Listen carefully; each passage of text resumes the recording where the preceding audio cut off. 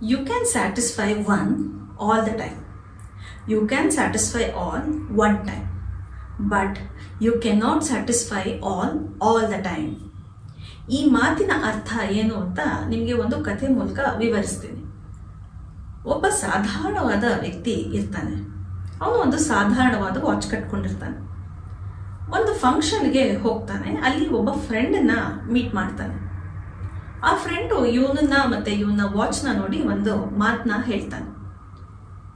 ನಿನ್ನ ವಾಚು ನಿನ್ನ ಕಥೆಯನ್ನ ಹೇಳ್ತಾ ಇದೆ, ನನ್ನ ವಾಚು ನನ್ನ ಕಥೆಯನ್ನ ಹೇಳ್ತಾ ಇದೆ ಅಂತ. ಈ ಮಾತಿನ ಅರ್ಥ ಇಷ್ಟೇ. ನಿನ್ನ ವಾಚು ಅಂದ್ರೆ ನಿನ್ನ ಸಾಧಾರಣವಾದ ವಾಚು ನಿನ್ನ ಸಾಧಾರಣ ಬದುಕನ್ನ ತೋರಿಸ್ತಾ ಇದೆ. ನನ್ನ ವಾಚ್ ಅಂದ್ರೆ ಅವನು ಸ್ವಲ್ಪ ಎಕ್ಸ್ಪೆನ್ಸಿವ್ ವಾಚ್ ಕಟ್ಕೊಂಡಿರ್ತಾನೆ, ನನ್ನ ಬದುಕನ್ನ ತೋರಿಸ್ತಾ ಇದೆ ಅಂತ ಹೇಳ್ತಾನೆ. ಸೊ ಆ ವ್ಯಕ್ತಿಗೆ ಈ ಮಾತನ್ನ ಕೇಳಿಸ್ಕೊಂಡು ತುಂಬಾನೇ ಬೇಜಾರಾಗುತ್ತೆ, ತುಂಬಾ ದುಃಖ ಆಗುತ್ತೆ. ಯಾಕೆ ನನ್ನ ಫ್ರೆಂಡು ನನ್ನ ಈ ಥರ ಆಡ್ಕೊಳ್ತಾ ಇದ್ದಾನೆ, ನನ್ನ ಯೋಗ್ಯತೆ ನನ್ನ ಬದುಕಿನ ಬೆಲೆನ ಒಂದು ವಾಚಲ್ಲಿ ಇವನು ಆಡ್ಕೊಂಡ್ಬಿಟ್ನಲ್ಲ, ಇಷ್ಟೇನಾ ಜನ, ಇಷ್ಟೇನಾ ಜಗತ್ತು ಅನ್ನೋ ಒಂದು ಕನ್ಕ್ಲೂಷನ್ಗೆ ಬಂದ್ಬಿಡ್ತಾನೆ. ತುಂಬ ಹತಾಶೆ ಆಗುತ್ತೆ ಅವನಿಗೆ, ತುಂಬ ಅವಮಾನ ಆಗುತ್ತೆ.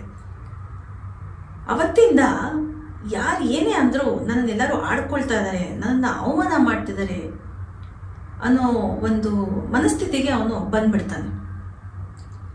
ಅವನ ಒಂದು ಆತ್ಮಗೌರವ, ಒಂದು ಆತ್ಮವಿಶ್ವಾಸ ಮತ್ತೆ ಆ ಸೆಲ್ಫ್ ವರ್ತ್ ಅಂತ ಏನು ಹೇಳ್ತೀವಿ, ಅದು ಮೇಲಿಂದ ಕೆಳಗೆ ಬಿದ್ದು ಹೋಗುತ್ತೆ. ಇದು ಒಂದು ಕಡೆ ಆದರೆ, ಇನ್ನೊಂದು ಕಡೆ ಈ ಒಂದು ಮಾತು ಅವನು ಯಾವತ್ತೂ ಮರೆಯೋದಿಲ್ಲ, ಜೀವನ ಪರ್ಯಂತ ಜ್ಞಾಪಕ ಇಟ್ಕೊಂಡಿರ್ತಾನೆ. ಇದು ಅವನ ಹೊಟ್ಟೆನಲ್ಲಿ ಒಂದು ಕಿಚ್ಚು ಎಬ್ಬಿಸ್ಬಿಡುತ್ತೆ. ಅಂದರೆ ಫೈರ್ ಇಂದ ಬೆಲ್ಲಿ ಅಂತಾರಲ್ಲ ಹಾಗೆ. ಆ ಫೈರು ಹೇಗಿತ್ತು ಅಂದರೆ, ಆ ಕಿಚ್ಚನ್ನೇ ಅವನು ಒಂದು ಚಾಲೆಂಜ್ ಆಗಿ ತಗೊಳ್ತಾನೆ. ನಾನು ಏನಾದ್ರು ಸಾಧನೆ ಮಾಡಬೇಕು, ನಾನು ಸಾಧನೆ ಮಾಡಿ ಈ ಜನಗಳಿಗೆ ತೋರಿಸ್ಬೇಕು, ಈ ಜಗತ್ತಿಗೆ ತೋರಿಸ್ಬೇಕು, ಆ ಫ್ರೆಂಡಿಗೆ ತೋರಿಸ್ಬೇಕು ನನ್ನ ಯೋಗ್ಯತೆ ಏನು ಅಂತ, ನನ್ನ ಬೆಲೆ ಏನು ಅಂತ ಹೇಳಿ ಒಂದು ಸಂಕಲ್ಪ ಮಾಡ್ಕೊಳ್ತಾನೆ. ಮುಂದೆ ಚೆನ್ನಾಗಿ ದುಡಿದು ಸಂಪಾದನೆ ಮಾಡಿ ಒಂದು ಒಳ್ಳೆ ವಾಚ್ನ ಖರೀದಿ ಮಾಡ್ತಾನೆ. ಸಮಾಧಾನ ಆಗತ್ತೆ. ನಿಮಗೂ ಅನ್ಸಿರ್ಬೇಕಲ್ಲ, ಈ ವ್ಯಕ್ತಿ ಕರೆಕ್ಟಾಗಿ ಮಾಡ್ದ, ಹೀಗೆ ಮಾಡಬೇಕು, ಯಾರಿಗೆ ಆಗಲಿ ಬೇಜಾರಾಗತ್ತಲ್ವಾ ಹಾಗಾದ್ರೆ ಅಂತ. ನಿಮ್ಮಲ್ಲಿಯೂ ಕೂಡ ಇಂಥ ಒಂದು ಪರಿಸ್ಥಿತಿಗಳನ್ನ ನೀವು ನೋಡ್ತಾ ಇರ್ಬೋದು. ಎಸ್ಪೆಷಲಿ ಹೆಂಗಸರು ಒಂದು ಮದುವೆಗಳಿಗೆ ಹೋದಾಗ, ಒಂದು ನಾಮಕರಣಗಳಿಗೆ ಹೋದಾಗ, ಒಂದು ಗೆಟ್ ಟುಗೆದರ್ ಫ್ರೆಂಡ್ಸ್ ಜೊತೆ ಮೀಟ್ ಮಾಡಿದಾಗ ಇಂಥ ಮಾತನ್ನ ಕೇಳಿಸ್ಕೊಳ್ತಾ ಇರ್ತಾರೆ. ಅವ್ರು ಒಂದು ಸಾಧಾರಣವಾದ ಒಂದು ಸಿಂಪಲ್ ಆಗಿ ಒಂದು ಸ್ಯಾರಿ ಉಟ್ಕೊಂಡು ಹೋದ್ರೆ, ಒಂದು ಡ್ರೆಸ್ ಹಾಕೊಂಡು ಹೋದ್ರೆ, ಅಥವಾ ವಿತೌಟ್ ಜ್ಯುವೆಲ್ರೀಸ್ ಹಾಕೊಂಡು ಹೋದ್ರೆ ಅವರು ಇಂಥ ಮಾತನ್ನ ಕೇಳೋದು ಸಾಮಾನ್ಯ. ಜನಗಳು ಆಡ್ಕೊಳ್ಳುವಂಥದ್ದು, ಅವಮಾನ ಮಾಡುವಂಥದ್ದು ಸರ್ವೇ ಸಾಮಾನ್ಯವಾಗಿರುತ್ತೆ. ಆಗ ಎಲ್ಲರೂ ಇದೇ ಪರಿಸ್ಥಿತಿಯಲ್ಲೇ ಬರೋದು. ಅವಮಾನ ಆಯಿತು, ನನ್ನ ಬೆಲೆನ ನಾನೇ ಕಳ್ಕೊಂಡ್ಬಿಟ್ಟೆ, ನಾನು ಯಾಕೆ ಇಂಥ ಸೀರೆ ಉಟ್ಕೊಂಡೋದೆ, ಇನ್ನೊಂದು ಸ್ವಲ್ಪ ಚೆನ್ನಾಗಿ ಉಟ್ಕೊಂಡು ಹೋಗ್ಬೇಕಿತ್ತು, ಎಲ್ಲರ ಥರ ನಾನು ಕಾಣಬೇಕಿತ್ತು, ನನ್ನ ಪರಿಸ್ಥಿತಿ ಸರಿ ಇಲ್ಲ ಅಂತ ಹೇಳಿ ಬೈಕೊಳ್ಳೋದಕ್ಕೆ ಶುರು ಮಾಡ್ತಾರೆ. ಆದರೆ ಒಮ್ಮೆ ಯೋಚನೆ ಮಾಡಿ ನೋಡಿ, ಅಕಸ್ಮಾತ್ ಇದು ನಿಮ್ಮ ಚಾಯ್ಸ್ ಆಗಿತ್ತು ಅಂದರೆ, ಒಂದು ನಾನು ಸಾಧಾರಣವಾಗಿರೋ ವಾಚ್ನ ಕಟ್ಕೊಳ್ಳೋದು ನನ್ನ ಚಾಯ್ಸ್, ಅದು ನನಗಿಷ್ಟ, ಅಥವಾ ಸಿಂಪಲ್ ಆಗಿರೋದು ನನ್ನ ಒಂದು ಚಾಯ್ಸು. ನಾನು ಸಿಂಪ್ಲಿಸಿಟಿ ಇಷ್ಟಪಡ್ತೀನಿ, ಸರಳವಾಗಿರಬೇಕು ಜೀವನದಲ್ಲಿ. ಸೊ ಸಿಂಪಲ್ ಆಗಿ ಡ್ರೆಸ್ ಮಾಡ್ಕೊಳ್ತೀನಿ, ಸಿಂಪಲ್ ಆಗಿರೋ ವಾಚ್ ಕಟ್ಕೊಳ್ತೀನಿ, ನನ್ನ ಲೈಫ್ ಸ್ಟೈಲೇ ಸಿಂಪಲ್ ಆಗಿದೆ. ಇದು ತುಂಬ ಜನಕ್ಕೆ ಇಷ್ಟ ಆಗೋದಿಲ್ಲ.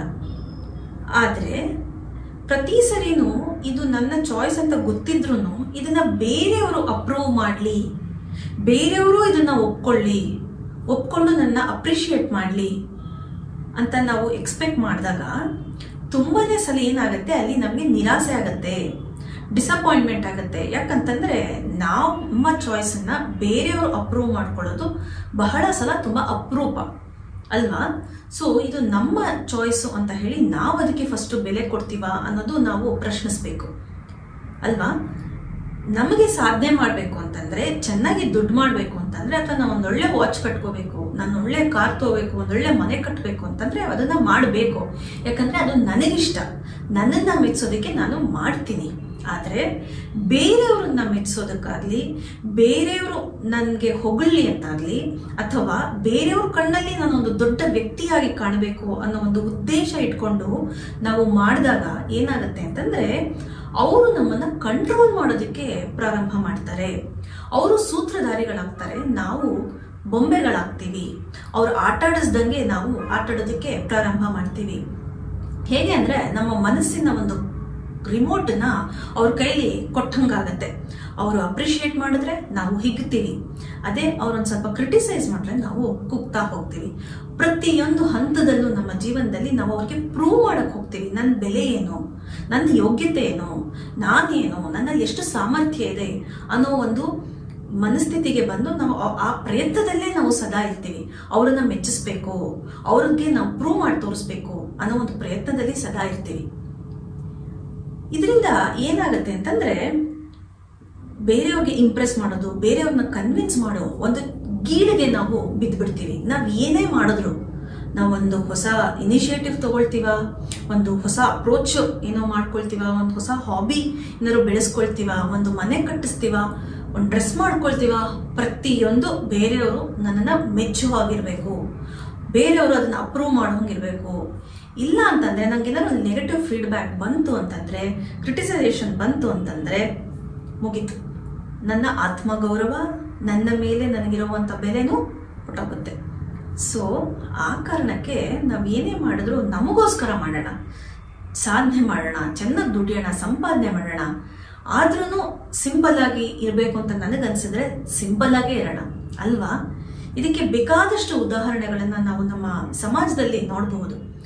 ನಮ್ಮ ಹೆಮ್ಮೆಯ ಡಾಕ್ಟರ್ ರಾಜ್ಕುಮಾರ್ ಆಗಿರಬಹುದು, ನಮ್ಮ ಸುಧಾಮೂರ್ತಿ ಆಗಿರಬಹುದು, ಅಥವಾ ನಮ್ಮ ಪಕ್ಕದ ನಾಡಿನ ರಜನಿಕಾಂತ್ ಅವರಾಗಿರ್ಬೋದು. ಎಷ್ಟು ಸಿಂಪಲ್ ಆಗಿ ಸರಳವಾಗಿ ಅವರ ಜೀವನವನ್ನ ಇಟ್ಕೊಂಡಿದ್ದಾರೆ ಅಂತ ನಾವೆಲ್ಲರೂ ನೋಡ್ತಾ ಇದ್ದೀವಲ್ವಾ? ನಾವು ಹಾಗೇ ಇರಬೇಕು ಅಂತ ನಾನು ಹೇಳ್ತಾ ಇಲ್ಲ, ಆದರೆ ಅವರ ಒಂದು ಬದುಕಿನ ಉದ್ದೇಶ ಏನಾಗಿತ್ತು ಅನ್ನೋದನ್ನ ನಾವು ಅರ್ಥ ಮಾಡ್ಕೋಬೇಕು. ಇವರ ಸಾಧನೆಯ ಹಿಂದೆ ಬೇರೆಯವರನ್ನ ಮೆಚ್ಚಿಸ್ಬೇಕು, ಬೇರೆಯವರ ಅಪ್ರೂವಲ್ ಪಡಿಬೇಕು ಅನ್ನೋದು ಇವ್ರುಗಳ ಉದ್ದೇಶ ಆಗಿರಲಿಲ್ಲ. ನಾನು ಮಾಡ್ತಿರೋ ಕೆಲಸನ ನಾನು ಅಚ್ಚುಕಟ್ಟಾಗಿ ಮಾಡಬೇಕು, ಸಮಾಜಕ್ಕೆ ಒಂದು ಒಳ್ಳೆ ಕೊಡುಗೆ ಕೊಡಬೇಕು, ನಾನು ಚೆನ್ನಾಗಿ ಬೆಳಿಬೇಕು ಅನ್ನೋ ಉದ್ದೇಶ ಆಗಿರುತ್ತೆ ಹೊತ್ತು ಬೇರೆಯವರ ಒಂದು ಅಪ್ರೂವಲ್ ಪಡೆಯೋದಕ್ಕಲ್ಲ. ಇದನ್ನ ನಾವು ಕಲಿಬೇಕು. ನಮಗೆ ಬೇಕಾ ನಾವು ಮಾಡೋಣ, ಒಳ್ಳೆ ಮನೆ ಕಟ್ಟಿಸ್ಕೊಳ್ಳೋಣ, ಎಲ್ಲ ಮಾಡೋಣ, ಆದರೆ ಬೇರೆಯವ್ರ ಅಪ್ರೂವಲ್ಗೋಸ್ಕರ ಅಲ್ಲ. ಇಲ್ಲ ಅಂದ್ರೆ ಏನಾಗುತ್ತೆ, ಬೇರೆಯವರು ನಮ್ಮ ಬದುಕಿನ ಗುರಿ ಆಗ್ಬಿಡ್ತಾರೆ, ಅವರೇ ನಮ್ಮ ಉದ್ದೇಶ ಆಗ್ಬಿಡ್ತಾರೆ. ಬೇರೆಯವ್ರನ್ನ ಮೆಚ್ಚಿಸೋದು, ಅವ್ರ ಅಪ್ರೂವಲ್ ಪಡೆಯೋದು, ಅವ್ರನ್ನ ಖುಷಿ ಪಡಿಸೋದು, ಅವರು ನಮ್ಮನ್ನ ಹೊಗಳಿ ಅಂತ ನಾವು ಬಯಕೆ ಪಡೋದೇ ನಮ್ಮ ಬದುಕಿನ ಗುರಿ ಆಗ್ಬಿಡುತ್ತೆ ಅಲ್ವಾ? ಒಂಥರ ಹಾಸ್ಯಾಸ್ಪದ ಅನ್ನಿಸ್ಬಿಡುತ್ತೆ ನಮ್ಮ ಜೀವನ. ನಾವು ಬೊಂಬೆ, ಅವರು ಸೂತ್ರಧಾರಿಗಳು. ಸೊ ಈ ಕಾರಣಕ್ಕೆ ಬೇರೆಯವ್ರು ಏನು ಅಂದ್ಕೊಳ್ತಾರೆ, ಬೇರೆಯವ್ರು ನಮ್ಮನ್ನು ಹೊಗಳ್ತಾರೋ ಇಲ್ವೋ, ಅವರ ದೃಷ್ಟಿನಲ್ಲಿ ನನ್ನ ಬದುಕು ಹೇಗೆ ಕಾಣ್ತಿದೆ ಅನ್ನೋದ್ರ ಬಗ್ಗೆ ನಾವು ತಲೆ ಕೆಡಿಸ್ಕೊಳ್ಳೋದು ಬೇಡ. ನನ್ನ ದೃಷ್ಟಿನಲ್ಲಿ, ನನ್ನ ಕಣ್ಣಿನಲ್ಲಿ ನನ್ನ ಹೋರಾಟ ಹೇಗಿದೆ ಅನ್ನೋದು ನನಗೆ ಗೊತ್ತು. ನನ್ನ ಬದುಕಿನ ಕತೆ ಏನು ಅಂತ ನನಗೆ ಗೊತ್ತು ಅಲ್ವಾ? ನನ್ನ ಯೋಗ್ಯತೆ ಏನು ಅನ್ನೋದು ನನಗೆ ಗೊತ್ತು, ನನ್ನ ಸಾಮರ್ಥ್ಯ ಏನಿದೆ ಅನ್ನೋದು ನನಗೆ ಗೊತ್ತು, ಹೊರತು ಬೇರೆಯವ್ರಿಗೆ ಗೊತ್ತಿಲ್ಲ. ಅದನ್ನು ನಾವು ನಮ್ಮ ಕೆಲಸದ ಮೂಲಕ, ನಮ್ಮ ಕೊಡುಗೆಯ ಮೂಲಕ, ನಮ್ಮ ವ್ಯಕ್ತಿತ್ವದ ಮೂಲಕ ಬೇರೆಯವ್ರಿಗೆ ತೋರಿಸ್ಕೊಳ್ಳೋಣ ಹೊರತು ನಾವು ಹಾಕೊಳ್ಳೋ ಬಟ್ಟೆನಲ್ಲಾಗಲಿ, ನಾವು ಕಟ್ಕೊಂಡಿರೋ ವಾಚ್ನಲ್ಲಾಗಲಿ, ನಾವು ಹಾಕೊಂಡಿರೋ ಶೂಸು ಅಥವಾ ನಾವು ವಾಸ ಮಾಡ್ತಿರೋ ಮನೆ ಮೂಲಕ ಅವ್ರಿಗೆ ನಮ್ಮ ಸಾಮರ್ಥ್ಯ, ನಮ್ಮ ಯೋಗ್ಯತೆನ ನಾವು ತೋರಿಸ್ಕೊಳ್ಳೋ ಅವಶ್ಯಕತೆ ಇಲ್ಲ. ಯಾಕಂತಂದ್ರೆ ತುಂಬಿದ ಕೂಡ ತುಳುಕಿದ್ದಿಲ್ಲ ಅಂತ ಹೇಳ್ತಾರೆ.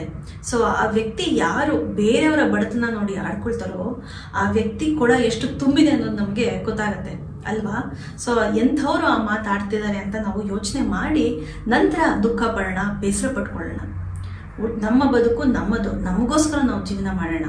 ನಮ್ಮ ಬೆಲೆ ಏನು ಅನ್ನೋದನ್ನ ನಮ್ಮ ಕಣ್ಣಿನ ಮೂಲಕ, ನಮ್ಮ ಹೋರಾಟದ ಮೂಲಕ, ನಮ್ಮ ವ್ಯಕ್ತಿತ್ವ, ನಮ್ಮ ಸಾಧನೆ, ನಮ್ಮ ಕೊಡುಗೆ ಏನಿದೆ ಅನ್ನೋದ್ರ ಮೂಲಕ ನಾವು ಕಂಡುಕೊಳ್ಳೋಣ ಹೊರತು ಬೇರೆಯವರ ಜಡ್ಜ್ಮೆಂಟ್ಸ್ ಅಥವಾ ಒಪಿನಿಯನ್ಸ್ ಮೂಲಕ ನೋಡೋ ಅವಶ್ಯಕತೆ ಇರೋದಿಲ್ಲ ಅಲ್ವಾ? ಹಾಗೆಯೇ ಬೇರೆಯವರ ಮಾತು, ಬೇರೆಯವರ ಜಡ್ಜ್ಮೆಂಟು ನಮ್ಮ ಬದುಕಿನ ಗುರಿ ಆಗಬಾರ್ದು. ನಮ್ಮ ಬದುಕಿನ ಗುರಿ ಏನು ಅನ್ನೋದು ನಮಗೆ ಗೊತ್ತಿರಬೇಕು, ಅದು ನಮ್ಮ ಒಳಗಿನಿಂದ ಬರಬೇಕು ಅಲ್ವಾ? ಆಗ ಮಾತ್ರ ನಾವು ಇವತ್ತು ಒಳ್ಳೆ ಒಂದು ಡಾಕ್ಟರ್ ರಾಜ್ಕುಮಾರ್ ಥರ ಆಗೋದಕ್ಕೆ ಒಂದು ಹೆಜ್ಜೆನಾರು ಇಡ್ಬೋದು, ಇಲ್ಲ ಸುಧಾಮೂರ್ತಿಗಳ ಆಗೋ ಥರ ನಾವು ಒಂದು ಪ್ರಯತ್ನ ಮಾಡ್ಬೋದು.